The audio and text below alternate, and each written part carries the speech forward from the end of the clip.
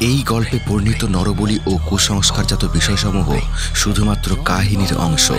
বাংলা আড্ডা চ্যানেল কুসংস্কার, গোঁড়ামি বা হিংসাত্মক মতাদর্শের কোনো প্রকার সমর্থন করে না। আমরা বিশ্বাস করি যুক্তি, মানবতা ও বিজ্ঞানের পথে।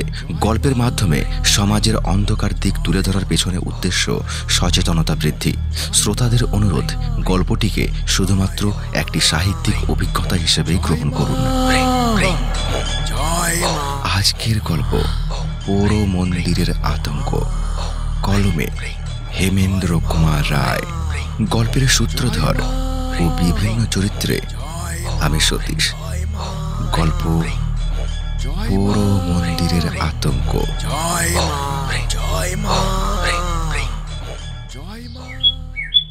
কলকাতা থেকে আমার কলেজের 3 জন সহপাঠী বন্ধু এসেছিল আমাদের গাঁয়ে বেড়াতে। তাদের নিয়েই আমি সেদিন বিকেলে গিয়েছিলাম গাঁ ছাড়িয়ে মাইল 1.5 দূরে ময়ূরাক্ষী নদীর তীরে। ওখানকার ময়ূরাক্ষীর 2 তীরের শোভা বড়ই নয়নমুগ্ধকর। ভেবেছিলাম সন্ধ্যার কোল অবধি নদীর তীরে বসে গল্প গুজব করে তারপর বাড়ি ফিরব। অন্ধকারে মাঠের মধ্যে আসতে পথে সাপ খোপের সম্মুখীন হতে পারে, এই ভয়ে বাবার 5 সেলের টর্চটা সঙ্গে এনেছিলাম। গরমকাল, 6:30তেও তখন অনেক বেলা, প্রায় 6:30 হবে তখন। আমরা 4 জনে কবিগুরুর একটা গান নিয়ে আলোচনা করছি। আলোচনায় আমরা এতই মশগুল ছিলাম যে পশ্চিম দিক থেকে কালো মেঘ উঠে কখন যে প্রায় অর্ধেকটা আকাশ ঢেকে ফেলেছে খেয়ালই হয়নি। হঠাৎ ঝড় উঠতে খেয়াল হলো। আমরা ধড়মড় করে উঠে পড়ে একরকম ছুটতে ছুটতেই বাড়ির পথে হাঁটা দিলাম।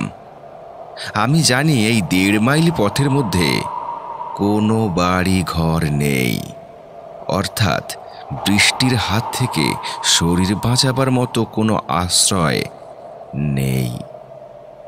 বরাত মন্দ। 5-7 মিনিটের মধ্যেই দৈত্যের মতো কালো মেঘটা সারা আকাশ ছেয়ে ফেলল এবং মুষলধারে বৃষ্টি নামল। সেই সঙ্গে ঝড়ের সে কি বেগ! প্রাণপণে ছুটতে লাগলাম আমরা 4 জনে। ছুটতে ছুটতেই আমার খেয়াল হয়ে গেল যে আর একটু এগোলেই আমাদের ডান পাশে পড়বে একটা পোড়ো কালী মন্দির। সেখানে গিয়ে উঠলে ঝড় বৃষ্টির হাত থেকে বাঁচা যেতে পারে, কিন্তু সন্ধ্যার পর ওই মন্দিরের ধারে কাছে কেউ ঘেঁষে না। আমারও মন চাইছিল না ওদিকে যাওয়ার। গাঁয়ের অন্য সকলের মতো ওই মন্দিরের প্রতি আমার মনেও ভয় আছে।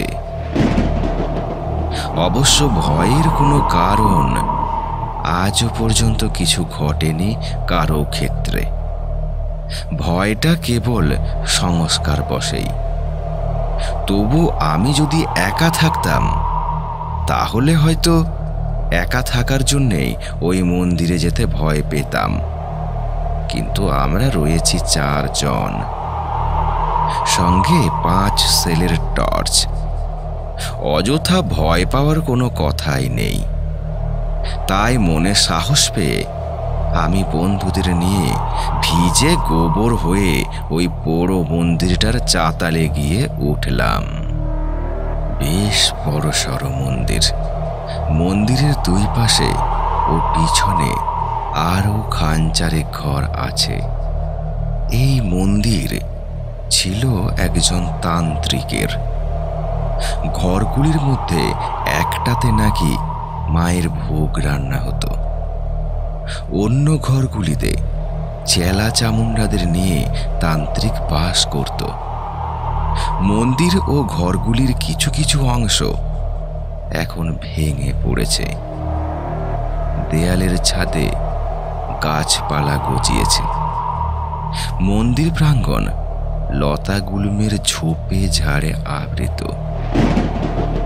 এমন মুষলধারে বৃষ্টি না নামলে আমি কখনোই এই পোড়ো মন্দিরে আশ্রয় নিতাম না। এখন মাত্র সন্ধ্যা রাত, কিন্তু জায়গাটার পারিপার্শ্বিক পরিস্থিতি দেখে মনে হচ্ছে যেন এখন মাঝ রাত। বন্ধু শ্যামল বলল, আচ্ছা জায়গায় আমাদের নিয়ে এলি বটে, সাপ খোপে কামড়াবে না তো?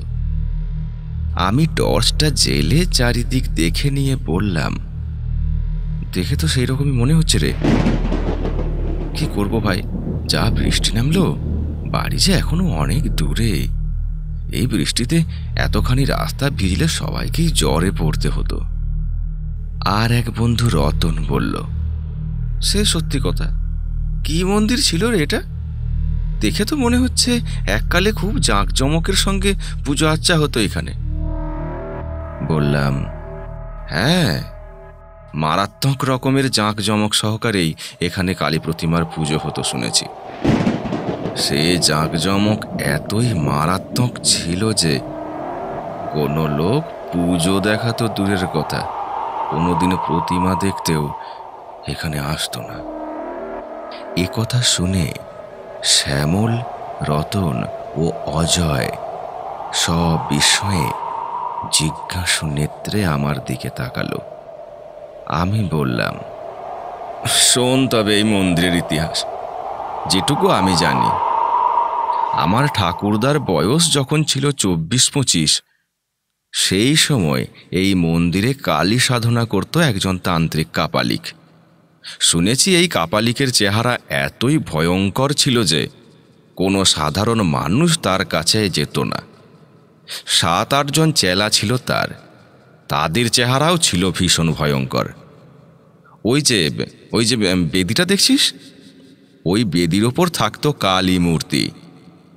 তখন কেউই জানতো না যে ওই কালী মূর্তিটা নকল কি আসল মূর্তি। অর্থাৎ নিচেকার একটা গোপন কক্ষে মন্দিরের পিছন দিকে একখানা ঘর আছে। সেই ঘরের মেঝের মধ্য দিয়ে নিচেকার ঘরে যাওয়ার সিঁড়ি আছে। এই ব্যাপারটা আকস্মিকভাবে টের পেয়ে যায়, বুঝলি, আমাদেরই গাঁয়ের একদল ছেলে। দলে তারা 6 জন ছিল। সেদিন তারা গিয়েছিল পাশের গাঁয়ে এক বৌভাতের নিমন্ত্রণ খেতে। খেয়ে দিয়ে যখন তারা ফিরছিল, রাত তখন 11টা। আমরা আজ যে কারণে মন্দিরে ঢুকলাম, সেদিন তারাও ঠিক একই কারণে এই মন্দিরে আশ্রয় নিতে বাধ্য হয়েছিল। আজকের মতো সেদিন রাতেও এমন মুষলধারে বৃষ্টি নেমেছিল। তারা এই মন্দির চাতালে উঠে দেখে প্রতিমার দরজা বন্ধ, মানুষের কোনো সাড়া শব্দ পাওয়া যাচ্ছে না। তারা ভাবল কাপালিক ও তার চেলা চামুন্ডারা সবাই বোধহয় ঘুমিয়ে পড়েছে। এমন সময় তাদের কানে পৌঁছায় পুজোর ঘণ্টার ধ্বনি।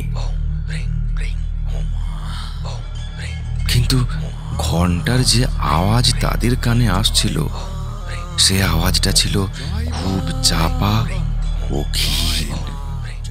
প্রথমটা তাদের মনে হয়েছিল খানিকটা দূর থেকে বোধহয় আওয়াজটা আসছে, তাই এমন চাপা মনে হচ্ছে। তারপরই তাদের খেয়াল হলো যে এই মন্দিরের চারিপাশের প্রায় মাইল খানেক জায়গার মধ্যে কোনো বাড়িঘর, লোক বসতি নেই।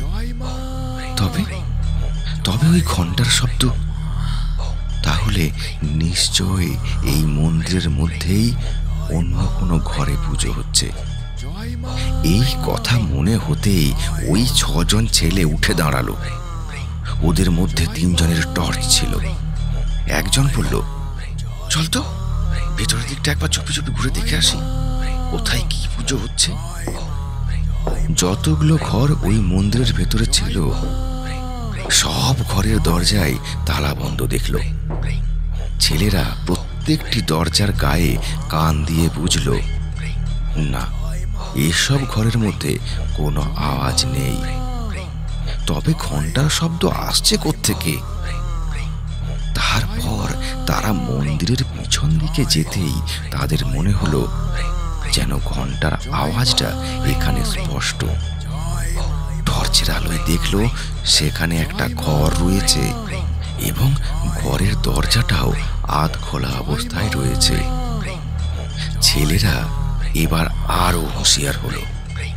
ঘরটার মধ্যে কোনো লোকজন থাকতে পারে বলে তাদের মনে সন্দেহ হওয়ায় তারা অন্ধকারের মধ্যে গা মিশিয়ে নিশ্চুপে অনেকক্ষণ অপেক্ষা করল, কিন্তু ওই ঘরটাও জনশূন্য রয়েছে। এ ব্যাপারে শেষ পর্যন্ত নিশ্চিন্ত হয়ে তারা সকলে ধীরে ধীরে ওই কক্ষপথে প্রবেশ করল। ভেতরে কি আছে এটাই তারা দেখতে চায়, কিন্তু ঘরটার মধ্যেই ঘন্টার ধ্বনির রহস্য লুকিয়ে আছে। টর্চের আলোয় তারা মেঝেতে একটা বিরাট চৌকো ভারী লোহার পাত দেখতে পেল। লোহার পাতটা দেখে তাদের মনে কেমন যেন সন্দেহ জাগলো। খুব সন্তর্পণে পাতটার দিকে এগিয়ে একজন সেটা টেনে সরাবার চেষ্টা করলো, কিন্তু সেটা এত ভারী একজনের পক্ষে টেনে সরানো সম্ভব নয়। তখন তারা করলো কি, চারজনে ধরে সেটাকে এমন সাবধানে টানতে লাগলো যাতে কোনো রকম শব্দ না হয়। খানিকটা টানতেই একটা গর্তের মুখ তারা দেখতে পেল এবং সেই ঘন্টার শব্দ একেবারে স্পষ্ট হয়ে উঠল। বুঝলো এই ঘরের নিচেকার কোনো চোরা কুঠুরিতে ঘন্টা বাজছে এবং সেই ঘরে যাওয়ার এটাই হলো গুপ্ত দ্বার। ছেলেরা রহস্যের সন্ধান পেল। এমন গুপ্ত কক্ষে পূজা আচ্চা করার কারণ কি?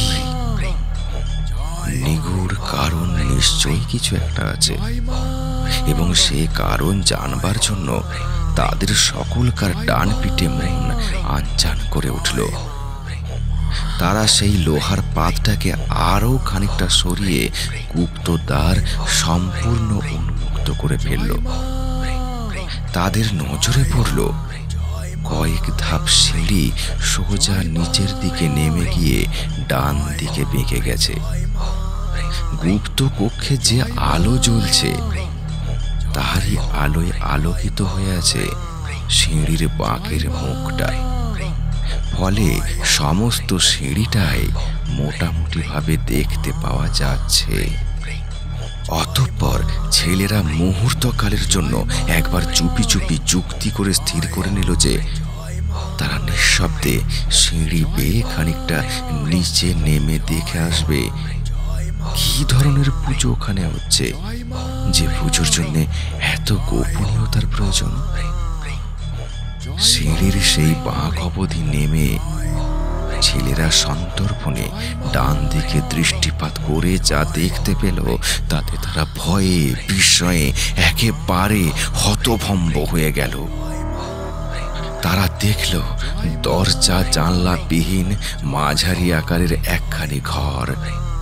ঘরখানার একপাশে হাত তিনেক লম্বা এক কালী প্রতিমার সামনে একজন ভয়ঙ্কর দর্শনতান্ত্রিক কাপালিক পূজায় মগ্ন। তার আশেপাশে কয়েকজন চেলা চামুন্ডা দাঁড়িয়ে রয়েছে। তাদের মধ্যে দুজন একটি 10-12 বছরের বালককে ধরে আছে, আর একজনের হাতে রয়েছে একটি তীক্ষ্ণ ধার খড়গ। এছাড়া ঘরখানার একটি কোণে জড়ো করা ছিল কয়েকটি সুতীক্ষ্ণ বর্ষা এবং আরো গোটা চারেক খড়গ। ছেলেরা বুঝল এই মন্দিরের আসল পূজা এখানেই হয় এবং নরবলি পর্যন্ত হয়ে থাকে। ইতিমধ্যে কাপালিক পূজা শেষ করে আসন ছেড়ে উঠে দাঁড়ালো এবং ঘাতকের দিকে চেয়ে ইশারায় বলির নির্দেশ দিল।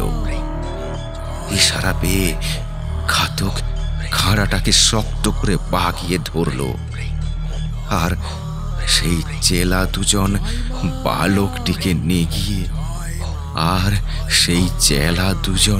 বালকটিকে নিয়ে এগিয়ে গেল প্রতিমার সামনে। এরপরের অমানসিক মর্মান্তিক দৃশ্যটি দেখবার জন্যে গাঁয়ের সেই ছেলেরা আর সেখানে অপেক্ষা করেনি। কোনো সুস্থ মানুষের পক্ষেই এই দৃশ্য দাঁড়িয়ে দেখা সম্ভব নয়। ওই অসহায় বালকটিকে বাঁচাবার জন্যে সে সময় ছেলেগুলোর মনে প্রচণ্ড একটা উত্তেজনা জেগেছিল বটে, কিন্তু তারা বুঝেছিল যে বাধা দিতে গেলে ওই সশস্ত্র দুর্ধর্ষ কাপালিক গণের হাতে তাদের মৃত্যুবরণ করতেই হবে। তাই তারা আবার চুপি চুপি ওপরে উঠে লোহার পাতটা আগেকার মতোই চাপা দিয়ে রেখে গাঁয়ে ফিরে গিয়েছিল। কিন্তু ওই হিংস্র নরঘাতক কাপালিকদের কথা তারা ভুলতে পারল না। ওই কাপালিকরা ইতিপূর্বে কত যে শিশু হত্যা, নরহত্যা করেছে তার হয়তো ইয়ত্তা নেই। তবে ওই সব বলি ওরা ছেলে চুরি যাওয়ার অপবাদের জন্যে আশেপাশের গাঁ থেকে জোগাড় করতো না। তা যদি করত তাহলে আমাদের গাঁয়ের মধ্যে ভীষণ একটা হইচই পড়ে যেত, কিন্তু সেই রকম কিছু শোনা যায়নি কোনোদিন।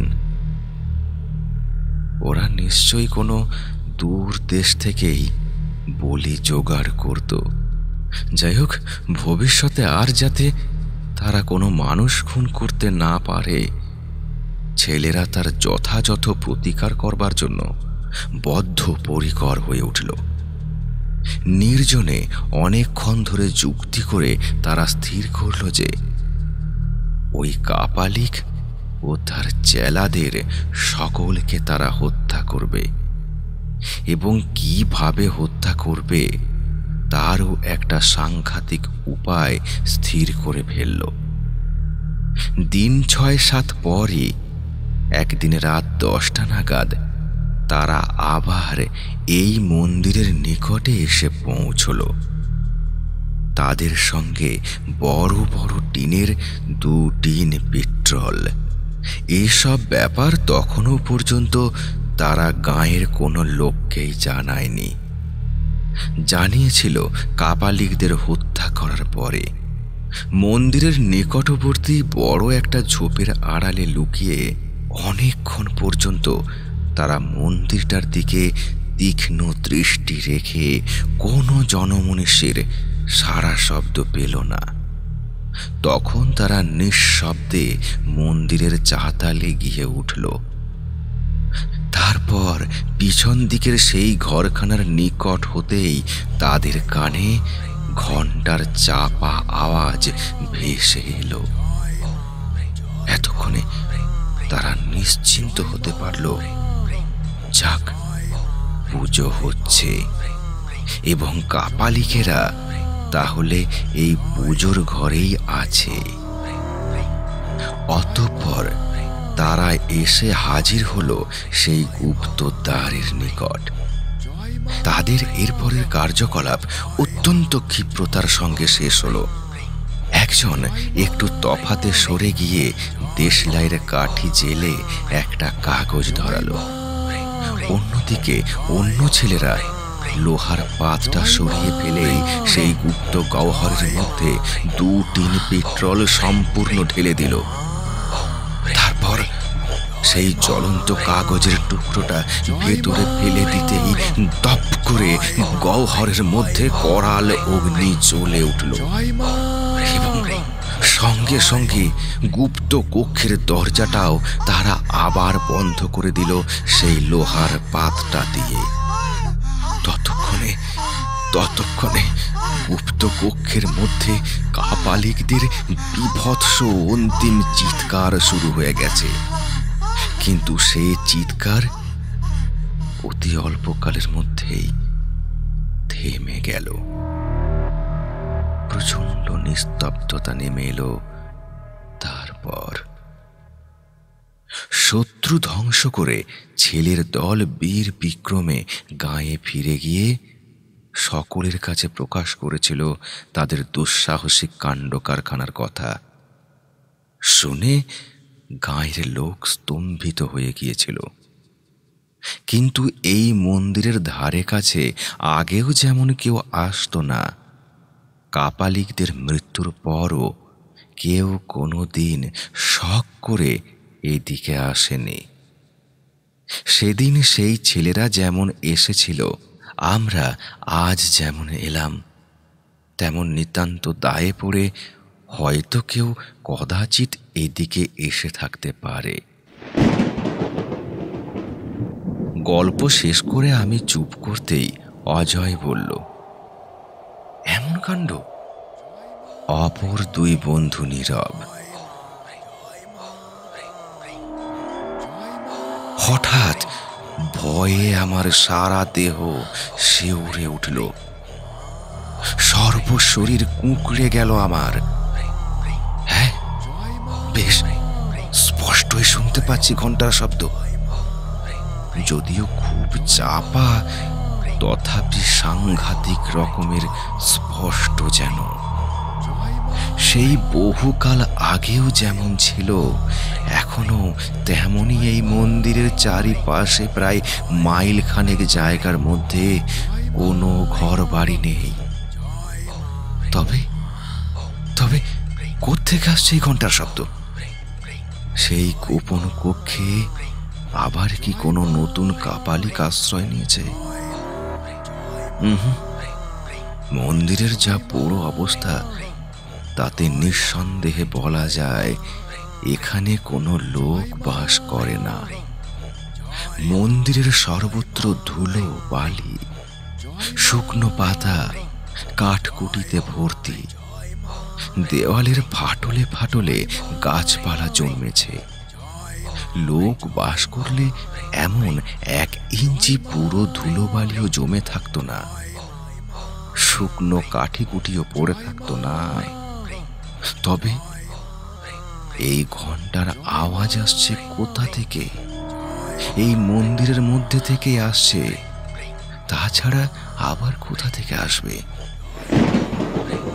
শ্যামল, অজয় আর রতন, এদের কানেও পৌঁছেছে ঘন্টার শব্দ।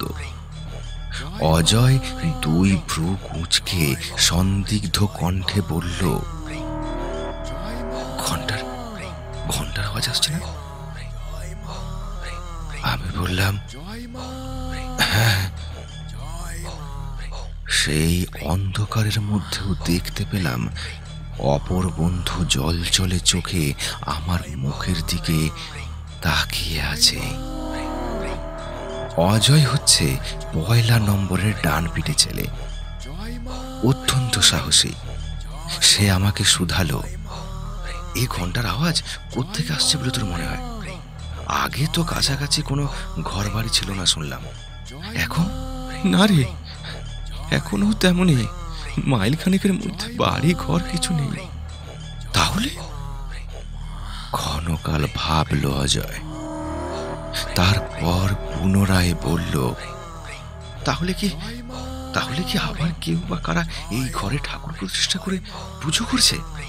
অবশ্য দেখে শুনে মনে হচ্ছে না। 20 বছরের মধ্যেও এখানে কোনো লোক বাস করছে না। যাই হোক, ব্যাপারটা না দেখে ছাড়ছি না। আওয়াজ শুনে মনে হচ্ছে এই মন্দিরের মধ্য থেকেই আওয়াজটা আসছে। চল তো, সেই ঘরটার মধ্যে আমাকে নিয়ে চল, যে ঘরটাই বলেছিলি না লোহার পাতে ঢাকা গুপ্ত পথ আছে। সে ঘর তো আমি জানি না, তবে শুনেছি পিছন দিকে। দেখি, চল। আমার সেদিকে যাওয়ার মোটেই ইচ্ছে ছিল না, কিন্তু পাছে শহরের বন্ধুদের কাছে আমি ভীরু কাপুরুষ প্রতিপন্ন হই, সেই ভয়েতেই আমাকে ওদের নিয়ে যেতে হলো। মন্দিরের পিছন দিকে পৌঁছতেই ঘন্টার আওয়াজ স্পষ্ট হলো। ভয়ে থর থরিয়ে কেঁপে উঠলাম আমি। কম্পিত গলায় বললাম, "হ্যাঁ, হ্যাঁ, সেই ঘরেতেই ঘন্টা বাজছে, কোনো ভুল নেই। আবার কারা এলো?" আমি ভীত হয়ে পড়েছি। অজয় বোধহয় টের পেয়ে বলল, কি রে বিপিন, তুই কি ভয় পাচ্ছিস? না না, ভয় পাবো কেন? তবে তবে ভাবছি কোনো নরবলি টরবলি হচ্ছে না তো। অজয় বলল, দেখা যাক না কি হচ্ছে। আমি বুঝতে পারলাম রতন বা শ্যামলেরও এসব ব্যাপারে উৎসাহের অভাব রয়েছে। ওরা দুজনও কেমন যেন মিলিয়ে রয়েছে। আমার মতোই অবস্থা আর কি। ভীতু কাপুরুষ প্রতিপন্ন হতে চায় না বলেই নিরুত্তরে এগিয়ে চলেছে। অজয় আমার কাছ থেকে আগেই টর্চটা নিয়েছিল। টর্চের আলোয় দুই পাশ দেখতে দেখতে সে এগিয়ে চলল। যে কটা ঘর দেখলাম, কোনো ঘরেরই দরজা জানলা নেই। সব উয়ে নষ্ট করেছে আর ভেঙে চুরে পড়েছে। সর্বত্র ধুলো, বালি, নোংরা ইত্যাদিতে ভরা। এখানে কোনো লোকের যাওয়া আসা থাকলে এই পুরো ধুলোর উপর পায়ের দাগ নিশ্চয়ই থাকতো। কোনো পদচিহ্ন নেই, এমনকি কোনো জন্তু জানোয়ারের পর্যন্ত না। শুধু আমরাই কজন সুস্পষ্ট পদচিহ্ন ফেলে এগিয়ে চলেছি। অসম্ভব, এখানে কোনো মানুষ থাকতে পারে না। কথাটা আচমকা বলল অজয়।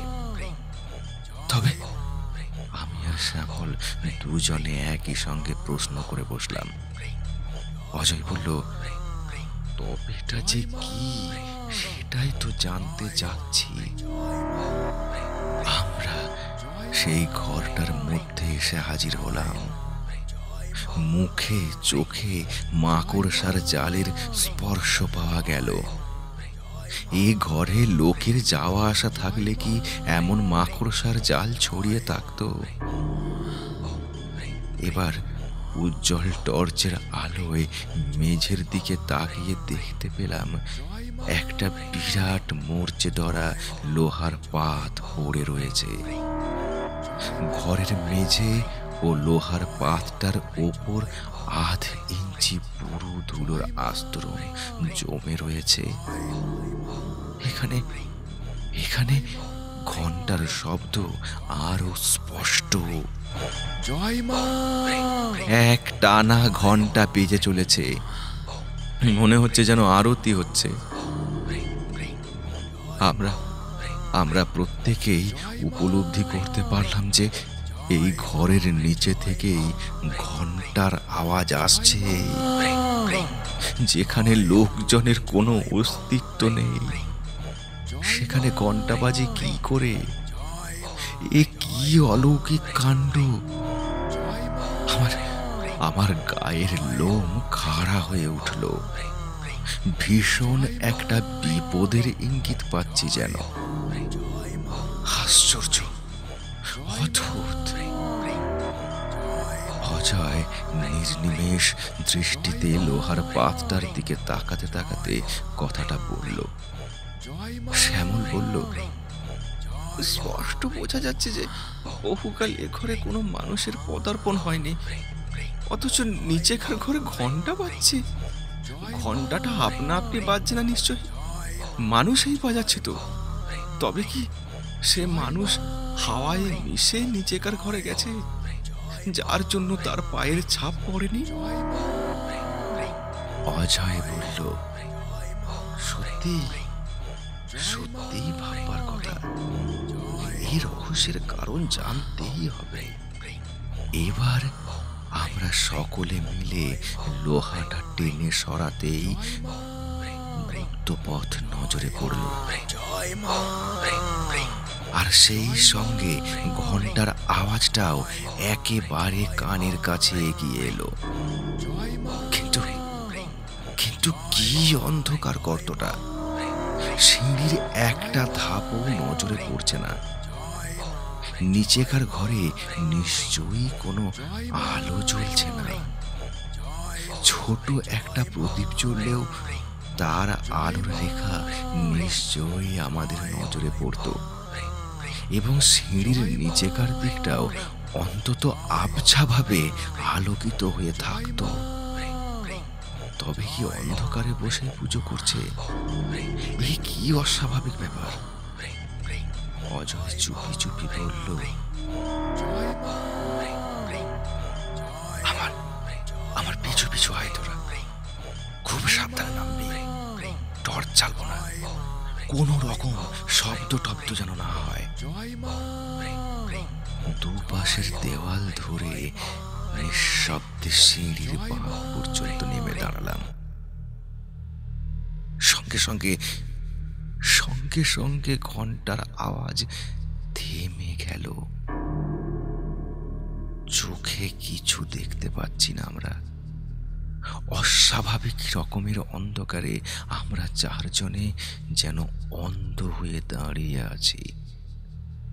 এত নিরেট অন্ধকার জীবনে কোনোদিন দেখিনি।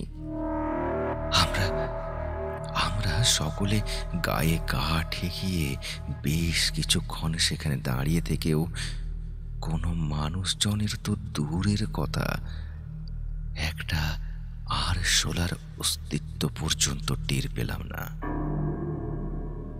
হঠাৎ অজয়ের হাতের 5 সেলের টর্চটা জ্বলে উঠল। টর্চটায় ছিল নতুন ব্যাটারি। উজ্জ্বল আলোয় উদ্ভাসিত হয়ে উঠল চারিদিক। দেখতে পেলাম সেই গুপ্ত কক্ষের মেঝের ওপর কতগুলো নরকঙ্কাল পড়ে রয়েছে। প্রতিমা যেখানে ছিল সেখানে পুরো প্রতিমারও কিছু অংশ খাড়া হয়ে দাঁড়িয়ে রয়েছে। ঘরের একটা কোণে সেই বর্ষা আর কাঁড়াগুলো রয়েছে, আর আর একটা খাঁড়া পড়ে রয়েছে প্রতিমার কাছাকাছি। পুজোর ঘণ্টা এবং কয়েকটা থালা, কোষাকুষি ইত্যাদি প্রতিমার সামনে পড়ে রয়েছে।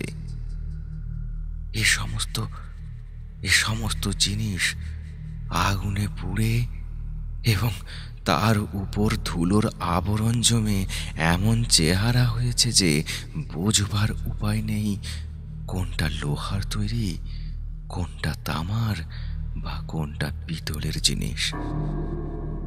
বেশ কিছুক্ষণ ঘরটা দেখে নিয়ে অজয় গলায় বেশ জোর দিয়ে বলে উঠল, অসম্ভব! এ ঘরে কখনোই ঘন্টা বাজছিল না। ঘন্টার শব্দ অন্য কোথাও থেকে আসছিল। আমাদের আমাদের সকলকারই শোনার ভুল হয়েছে। আর এখানে নয়, উপরে যাওয়া যাক। আমি বেশ স্পষ্টই বুঝলাম কথা বলার সময় অজয়ের গলা কাঁপছিল, আর আমার নিজের অবস্থা অত্যন্ত শোচনীয়। কি যে এক নিদারুণ ভয়ে আমি ঘেমে উঠলাম। আমি বেশ স্পষ্টই বুঝতে পারলাম। যাই হোক, আমরা ওপরে উঠতে শুরু করলাম। সবার আগে আছি আমি, আর সবার নিচে টর্চ হাতে অজয়। অকস্মাৎ অজয়ের আর্ত চিৎকারে আমরা ভীষণভাবে চমকে উঠলাম। চিৎকার করতে করতে অজয় বসে পড়ল সিঁড়ির ওপর। তার হাত থেকে টর্চটা খসে পড়েই নিভে গেল। অজয়ের চিৎকার শুনলাম, ওরে ওরে, তোরা আমাকে বাঁচা! ওরে, তোরা আমাকে বাঁচা! তোরা আমাকে বাঁচা! তোরা আমাকে বাঁচা রে! তারপরই চুপ। আমরা হুড়মুড় করে নেমে গেলাম অজয়ের কাছে।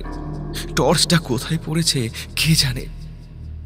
আমরা তো সেই অন্ধকারের মধ্যেই অজয়কে ধরাধরি করে কোনো রকমে নিয়ে এলাম উপরে। বুঝলাম অজয়ের জ্ঞান নেই। তারপর কিভাবে কত কষ্ট করে যে অচৈতন্য অজয়কে নিয়ে সে রাতে বাড়ি পৌঁছেছিলাম, সে কথা এখানে না বললেও চলবে। ডাক্তারকে খবর দেওয়া হয়েছিল। তিনি দেখে শুনে ওষুধ দিয়ে বলেছিলেন, মনে হচ্ছে ভয়ঙ্কর কিছু একটা দেখে জ্ঞান হারিয়েছে। ডাক্তারের কথা সত্য প্রমাণিত হলো। অজয়ের জ্ঞান ফেরার পর তার মুখ থেকে সব কথা শুনে জ্ঞান অবশ্য ঘণ্টা দুয়েকের মধ্যে ফিরেছিল, কিন্তু সে মোহাচ্ছন্নের মতো ছিল পরদিন প্রায় বেলা ৮টা অবধি। বেলা 10টা নাগাদ তাকে বেশ খানিকটা সুস্থ মনে হতে আমরা গত রাতের ঘটনাটার কথা তার কাছে জানতে চেয়েছিলাম।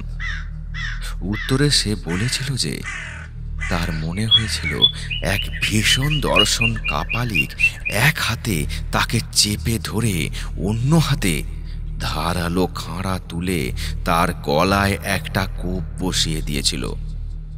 তাই অমনভাবে সে চিৎকার করে উঠেছিল। তার মুখে এ কথা শুনে তখনই গাঁয়ের প্রায় ২০-২৫ জন যুবক সেই পৌর মন্দিরের উদ্দেশ্যে রওনা হয়ে পড়ল। শ্যামল, রতন আর আমি আগে আগে চললাম। সকলের মনেই সেই ঘরটা দেখার তীব্র আগ্রহ। দিনের বেলা বেশ ভালোভাবেই দেখাশোনা যাবে, এতকাল কারো মনে কোনো আগ্রহ জাগেনি। আজ এত বছর পর একটা অস্বাভাবিক ঘটনা ঘটে যাওয়ায় গাঁয়ের আজকালকার তরুণ যুবকেরা কৌতূহল দমন করতে পারল না।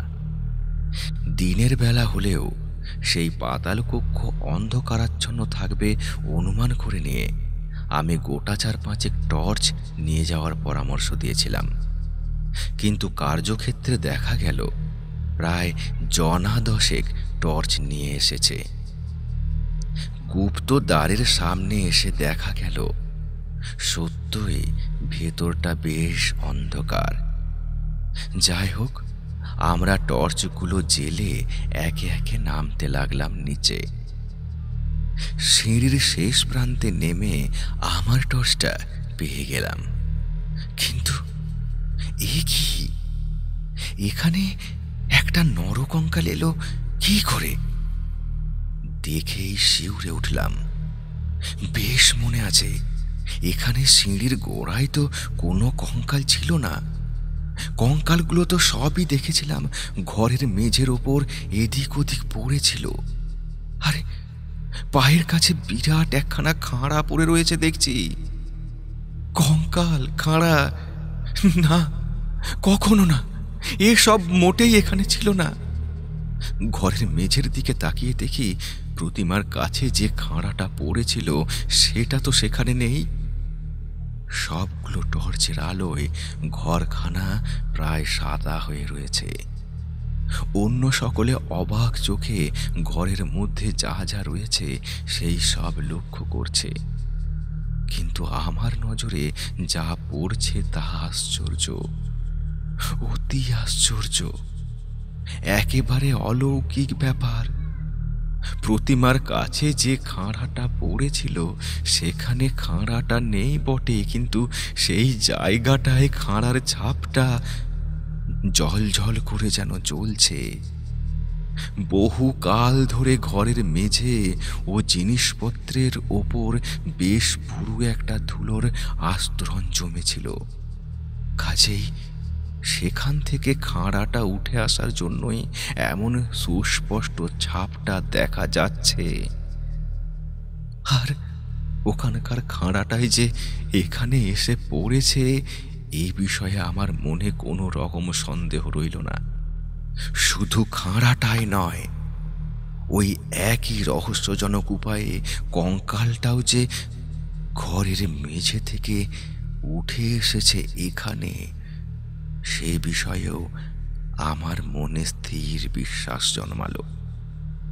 কিন্তু কিন্তু এই অলৌকিক কাণ্ড কারখানার মূলে কোনো অলৌকিক রহস্য যে অন্তর্নিহিত রয়েছে তার মীমাংসায় পৌঁছনোর মতো বুদ্ধিবৃত্তি আমার নেই।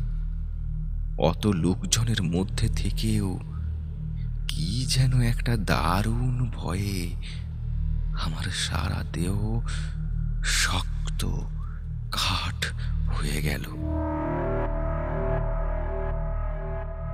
গল্পটি শোনার জন্য অসংখ্য ধন্যবাদ। গল্পটি কেমন লাগলো অবশ্যই কমেন্টে জানাবেন। কমেন্ট করলে আমাদের চ্যানেলের এঙ্গেজমেন্ট বাড়ে এবং আপনাদের কাছে আমরা এই ধরনের গল্প নিয়ে আসার একটা উৎসাহ পাই। তাই অবশ্যই কমেন্ট করুন, সাবস্ক্রাইব করুন আর অবশ্যই বন্ধুদের মাঝে গল্পটি শেয়ার করুন। ধন্যবাদ।